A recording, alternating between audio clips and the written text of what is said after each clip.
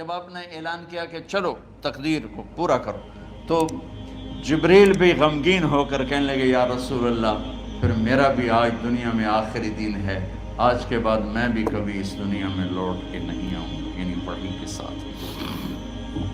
آپ کی آنکھیں بند ہوئیں، حضرت عائشہ رضی اللہ تعالیٰ عنہ کی چیخ نکلی تو ساری بیگمات دوڑی دوڑی آئیں، تو آپ کی منزل پوری ہو چکی تھی، تو آپ کو لٹایا گیا اور چادر ڈال دی گئی۔ ابو بکر رضی اللہ تعالیٰ عنہ اپنی دوسری بیگم کے پاس گئے تھے عوالی، 3-4 میل، پتہ چلا تو وہاں سے گھوڑے پر وہ دوڑتے ہوئے آئے اور آ کر آپ کے ماتھے سے چہرے سے کپڑا ہٹایا اور آپ کے ماتھے پر بوسہ لیا تو آپ کے آنسو ماتھے پر گرے، کوا و نبیّا وا خلیلا وا صفیہ، ہائے میرا نبی، ہائے میرا دوست، ہائے میرا خلیل، ہائے میرا جگر، کہ یا رسول اللہ آج کے بعد آپ کوئی دکھ نہیں دیکھیں۔ 11 ہجری میں آپ حج کے لیے تشریف لے گئے اور یہ صورت آئی 11 تاریخ کو، 11 حج کے، ذوالحج، اذا جاء نصر اللہ والفتح۔ اس میں اشارہ تھا کہ میرے نبی آپ کا مشن مکمل ہو چکا ہے، اب آپ ہمارے پاس آنے کی تیاری فرمائیں۔ تو یہ جب یہ زوال سے پہلے آپ اپنے خیمے میں لیٹے ہوئے تھے، یہ آخری صورت قرآن کی جو نازل ہوئی، تو آپ نکلے زوال کے بعد، آپ نے تینوں شیطانوں کو پتھر مارے، پھر آپ اپنی اونٹنی عذبہ پہ سوار ہوئے اور آپ نے یہ تاریخی جملہ بولا، ایھا الناس عسیٰ اللہ تلقونی بعد عامی ھذا، لوگو یہ میری تمہاری آخری ملاقات، آج کے بعد تم مجھے نہیں دیکھو گے۔ واپسی پر آپ نے معاذ بن جبل کو مدینے سے یمن روانہ فرمایا، تو معاذ بن جبل سے ایسی محبت تھی کہ ان کو سی آف کرنے کے لیے 7 میل پیدل چلے، 7۔ اب کسی کو روانہ کرنے کے لیے ساتھ نہیں چلتے تھے، مسجد سے روانہ کر دیتے تھے، معاذ بن جبل کو 7 میل ساتھ چلے، اور جب آخری پوائنٹ آیا سفر کا تو کہنے لگے معاذ عسیٰ اللہ تلقانی بعد عامی ھذا، معاذ میری آخری ملاقات ہے، وَلَعَلَّكَ تَمُرُّ بِقَبْرِي وَمَسْجِدِي ھذا، جب تو واپس آئے گا تو میری قبر دیکھے گا اور میری مسجد مجھے نہیں دیکھے گا۔ تو فَبَكَىٰ مُعَاذٌ جِشْعًا لِفِرَاقِ رسول اللہ، تو معاذ بن جبل پھوٹ پھوٹ کے رونے لگے آپ کی جدائی کا تصور کر، تو آپ کی آنکھوں میں بھی آنسو آ گئے، تو آپ نے جلدی سے منہ یوں پھیر لیا، معاذ پیچھے ہو گئے اور آپ ادھر ہو گئے، اپنے آنسو چھپا لیے، معاذ ان اولی الناس بی المتقون من کانوا وحیث کانوا، معاذ اس جدائی کا غم نہ کر، جو تقوی پر مرے گا وہ میرا سب سے قریب ہوگا، چاہے وہ پاکستان میں ہو چاہے افریقہ میں ہو، میرے سب سے قریب وہ ہوں گے جو تقوی والے ہوں گے، جو اللہ سے حیا کرنے والے ہوں گے۔ جب آپ واپس تشریف لائے 29 محرم صفر، 29 صفر عصر کی نماز کے بعد ایک جنازہ تھا، اس جنازے کو پڑھانے کے بعد اس کو دفن کے لیے آپ جنت البقیع تشریف لے گئے۔ وہاں سے واپس ہونے لگے تو سر درد اٹھا اور وہ درد ایک دم بڑھنا شروع ہوا، اور اس دن باری حضرت عائشہ کے گھر کی تھی، تو آپ گھر میں تشریف لاتے لاتے درد کے ساتھ بخار، تیز بخار، تیز درد، تیز بخار، اور 14 دن 12 ربیع 29 30 2 دن یہ اور 12 دن اگلے 14 دن آپ نے بیماری دیکھی، مسلسل سر درد اور مسلسل بخار، اور روزانہ آپ جب گھر بدلتے اس وقت 9 بیویاں زندہ تھیں، تو آپ پوچھتے کل کس کی باری ہے، کل کس کی باری ہے، جی میمونہ کی ہے، اگلا دن کل کس کی باری، یہ حفصہ کی ہے، کل کس کی باری ہے، ام سلمہ کی ہے۔ تو بیگمات نے اس سے سمجھا کہ اللہ کے نبی یہ چاہتے ہیں کہ میں بیماری کے دن عائشہ کے پاس گزاروں، ورنہ آپ کو تو خود پتہ ہے کل کس کی باری ہے، پرسوں کس کی باری ہے، ترسوں کس کی باری ہے۔ تو حضرت میمونہ کے گھر میں آپ تشریف فرما تھے، تو ساری باقی 8-7 بیگمات جمع ہوئیں اور انہوں نے آ کے عرض کی یا رسول اللہ جب تک آپ بیمار ہیں آپ عائشہ کے پاس آرام فرمائیں، اور جب اللہ آپ کو شفا دے دے تو پھر ہماری ترتیب کو آپ دوبارہ شروع فرما دیں۔ تو آپ نے سب کا شکریہ ادا کیا۔ عدل کی مثال کا اسلام جب دوسری شادی کی اجازت دیتا ہے تو عدل کی شرط لگاتا ہے علم تعدلوا، اگر عدل نہیں کر سکتے پھر ایک ہی ہے عدل۔ اور آپ نے فرمایا جس نے دوسری شادی کی اور عدل نہ کیا کتنی مرضی عبادت کر کے آیا تو قیامت کے دن آدھا حصہ اس کا فالق زدہ ہوگا، ایک سائیڈ اس کی فالق زدہ ہوگی، کتنے ہی مراقبے کر کے کتنی ہی نمازیں پڑھ کے آیا ہو، انصاف نہیں کیا تو پورا آدھا حصہ فالج کی پکڑ میں ہوگا۔ جب سب بیگمات نے یہ کہہ دیا کہ آپ وہاں گزاریں تو آپ نے شکریہ ادا کیا، علی اور عباس کو بلایا، ان کے کندھوں پہ آپ نے یوں ہاتھ رکھے اور آپ کے پاؤں یوں زمین پہ لگ رہے، آپ پورا پاؤں نہیں لگا پا رہے تھے کمزوری سے، یہ پوزیشن تھی اس طرح۔ اور یہ پیر کا دن تھا، آپ حضرت عائشہ کے گھر میں داخل ہوئے اور اگلے پیر کو حضرت عائشہ کے گھر میں آپ اپنے اللہ کے پاس چلے گئے۔ آخری ہفتہ آپ نے حضرت عائشہ کے گھر میں گزارا۔ صحابہ ملاقات کے لیے حاضر ہوئے تو آپ ان کو دیکھ کے رونے لگے اور فرمایا کہ میں تمہیں اللہ کے سپرد کرتا ہوں، اللہ تمہاری حفاظت کرے، اللہ تمہارا ساتھی ہو، آواکم اللہ، حفظکم اللہ، نصرکم اللہ، بہت دعائیں دی۔ تو عبداللہ بن مسعود رضی اللہ تعالیٰ عنہ نے پوچھا یا رسول اللہ لگتا ہے جیسے جانے کا وقت ہے، تو آپ کو غسل کون دے گا؟ آپ نے فرمایا میرے اہل بیت۔ آپ کو کفن کون دے گا؟ کہا میرے اہل بیت۔ آپ کا جنازہ کون پڑھے گا؟ تو آپ رونے لگے۔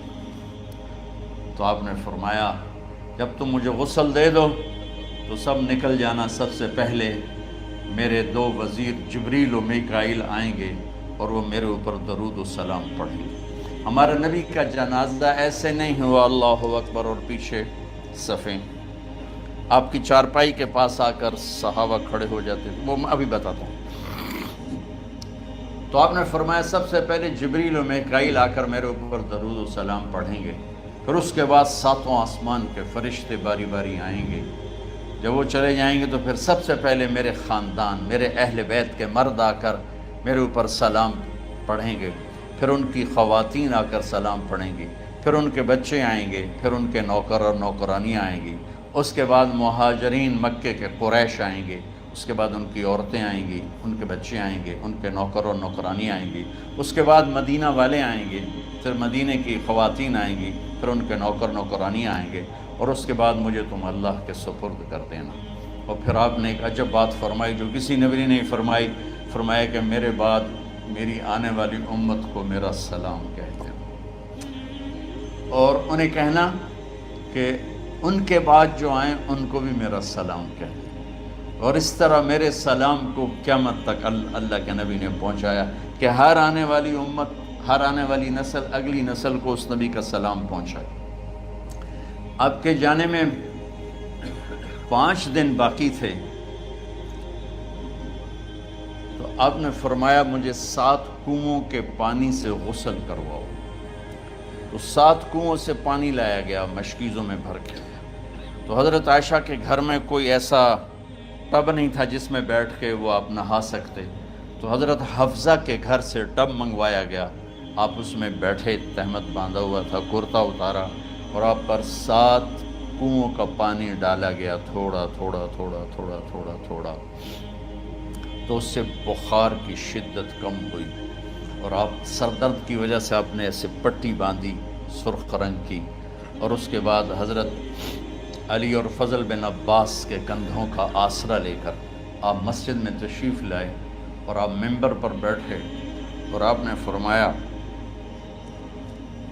لوگوں میرے جانے کا وقت آ چکا ہے، میں نے کسی پر زیادتی کی ہو، کسی کو تھپڑ مارا ہو، کسی کو چھڑی ماری ہو، کسی کا حق دبایا ہو، تو میں اپنی جان کے ساتھ مال کے ساتھ حاضر ہوں، مجھ سے یہیں بدلہ لے لو، آخرت میں میرے خلاف کوئی دعویٰ نہ کر، میں آخرت کے حساب کو برداشت نہیں کر سکتا۔ جن کے طفیل لوگوں کا حساب معاف ہوگا، جن کی طفیل، جن کی شفاعت پر لوگ بے حساب جنت میں جائیں گے، وہ روتے ہوئے فرما رہے ہیں کہ میں آخرت کے حساب کو نہیں دے سکتا۔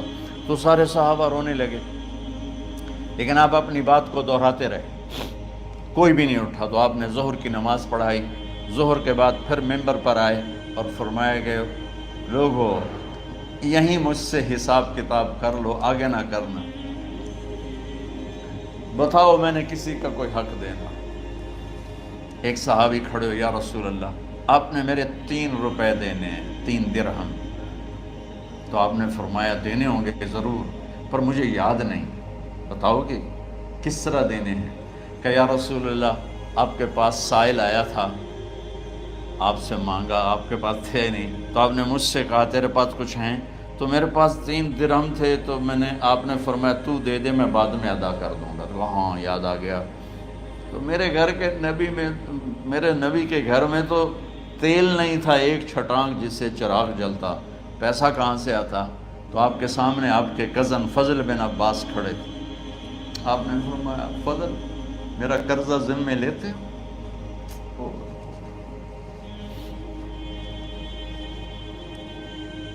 جن کے لیے کائنات سجائی گئی، جنت کی چابیاں جن کو پکڑائی گئیں، جاتے ہوئے 3 روپے دینے کی ہمت نہیں تھی۔ کہ فضل میرا قرضہ ذمہ لیتے ہو؟ کہ جی یا رسول میں اپنے ذمہ لیتا ہوں۔ کہ اس سے لے لینا۔ آپ گھر تشریف لے گئے، نماز کے لیے آتے تھے، پڑھاتے تھے۔ جمعرات کو عشاء کی نماز پڑھانے کے لیے اٹھ نہیں سکے، گر گئے۔ پھر اٹھنے لگے، اٹھ نہیں سکے، گر گئے۔ پھر اٹھنے لگے، اٹھ نہیں سکے، تو آپ نے فرمایا ابو بکر سے کہو نماز پڑھائے، عشاء کی نماز۔ ابو بکر ذرا پیچھے کھڑے تھے، عمر آگے کھڑے تھے۔ تو لوگوں نے کہا نماز ہی پڑھاونی، کوئی پڑھا دے۔ تو انہوں نے حضرت عمر کو آگے کیا، انہوں نے کہا اللہ اکبر۔ جب حضرت عمر کی تکبیر سنی تو آپ نے اندر سے زور سے فرمایا عمر کو پیچھے کرو، ابو بکر کو آگے کرو، میرے رب کا فرمان ہے میرے مصلی پر ابو بکر کے سوا اور کوئی کھڑا نہیں ہو سکتا۔ جمعرات کی عشاء، جمعہ ہفتہ اتوار کی 15 نمازیں اور پیر کی فجر کی 16 اور جمعرات والی 17 نمازیں ابو بکر نے پڑھائیں میرے نبی کی موجودگی میں۔ ہفتے کے دن ظہر یا عصر میں آپ علی و فضل بن عباس کے کندھوں پر ہاتھ رکھ کے مسجد میں داخل ہوئے اور ابو بکر نماز پڑھا رہے تھے۔ ادھر محسوس ہوا کہ اللہ کے نبی آ رہے ہیں، تو ابو بکر نے یوں پیچھے ہٹنا شروع کیا تاکہ مصلی سے ہٹ جائیں۔ تو آپ نے ایسے ہاتھ کا اشارہ فرمایا کہ کھڑے رہو، ہٹو نہیں، کھڑے رہو۔ تو وہ پھر آگے مصلی پر آ گئے۔ تو آپ تشریف لائے اور الٹے ہاتھ ابو بکر کے ساتھ بیٹھ کر آپ نے ظہر یا عصر کی 4 رکعت نماز ابو بکر کی امامت میں ادا فرمائی۔ یہ آپ کی آخری نماز تھی مسجد کے اندر امت کے ساتھ اور تشریف لے گئے۔ جمعہ کا دن تھا، جبریل آئے، یا رسول اللہ مجھے اللہ نے بھیجا ہے کہ جاؤ میرے محبوب کا حال پوچھ کے آؤ۔ اللہ، تو اب درد اور بخار دونوں چیزیں تھیں، سر کا درد بھی ہیوی ویٹ تھا اور بخار بھی، تپش۔ تو آپ نے کہا جبریل تکلیف ہے، تکلیف میں۔ ہفتے کا دن پھر جبریل آئے، یا رسول اللہ مجھے اللہ نے بھیجا ہے کہ جاؤ میرے محبوب کا حال پوچھ کے آؤ۔ پھر آپ نے فرمایا تکلیف میں۔ اتوار کو پھر جبریل آئے، یا رسول اللہ اللہ نے بھیجا ہے کہ جاؤ میرے محبوب کا حال پوچھ کے آؤ۔ 12 ربیع الاول آ گئی، 632 عیسوی اور 11 ہجری۔ آپ کی طبیعت میں بشاشت آئی۔ تو صحابہ نماز پڑھ رہے تھے، آپ نے دروازہ کھول کے سب کو یوں دیکھا۔ تو حضرت انس فرماتے ہیں ہم سب نماز میں تھے، لیکن جب دروازہ کھلنے کی آواز آئی اور اللہ کے نبی کا چہرہ، تو ہم سب نماز میں یوں ہو گئے۔ نماز کے اندر ہی سارے اللہ کے نبی کو دیکھنا شروع کر دی، بھول ہی گئے کہ نماز پڑھ رہے ہیں، ایسے گم ہو گئے آپ میں. تو آپ نے جلدی سے دروازہ بند فرما دیا. یہ آپ کی آخری زیارت تھی اپنی امت کے لیے.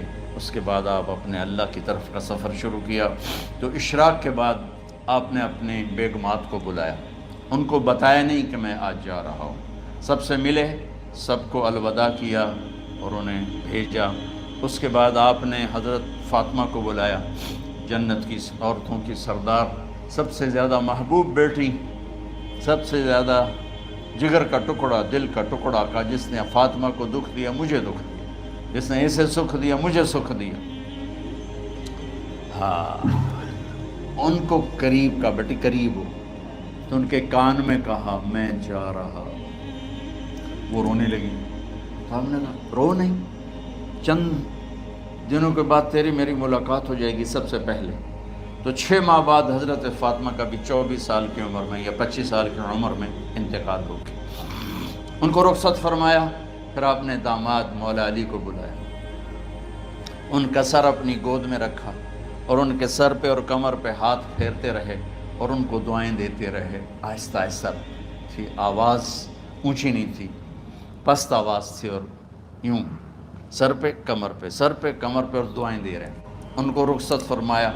آخر میں اپنے جگر کے ٹکڑے حسن اور حسین کو بلایا.